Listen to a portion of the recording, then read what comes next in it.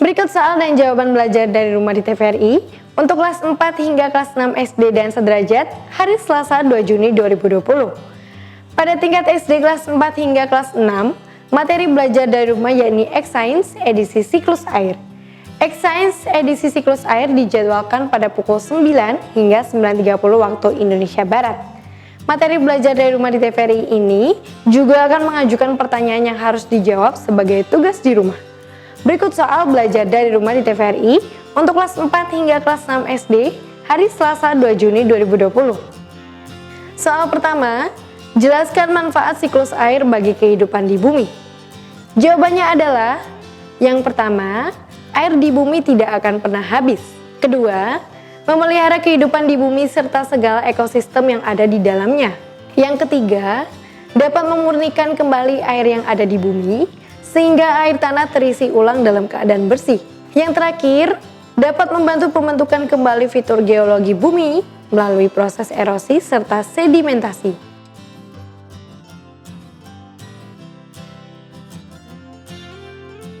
Soal kedua, apa saja kegiatan manusia yang berdampak positif dan yang berdampak negatif terhadap kelestarian air? Jawabannya adalah contoh kegiatan manusia yang berdampak positif terhadap kelestarian air. Yang pertama, reboisasi atau penanaman kembali hutan yang gundul. Kedua, menggunakan air sesuai keperluan.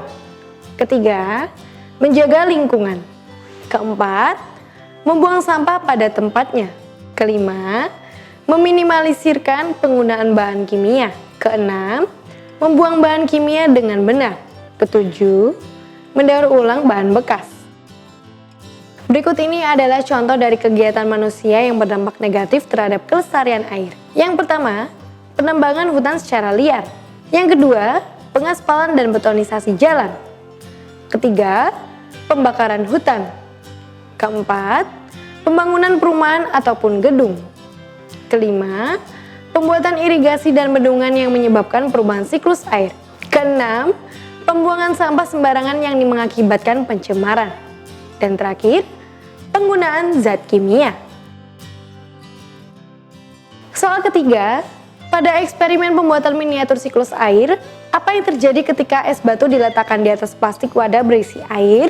Jawabannya adalah, terjadi proses penguapan, baik evaporasi, transpirasi, maupun sublimasi, yang kemudian menjadi butiran-butiran air di penutup plastik yang disebut kondensasi. Kemudian butiran air tersebut berkumpul di satu tempat dan jatuh sebagai butiran-butiran air yang kita kenal sebagai hujan. Prosesnya dinamakan presipitasi. Kunci jawaban ini hanya sekedar pegangan untuk orang tua mengoreksi jawaban anak. Jaga jarak, rajin cuci tangan, dan pakai masker agar kita mencegah penyebaran COVID-19. Selamat belajar di rumah. Terima kasih sudah nonton.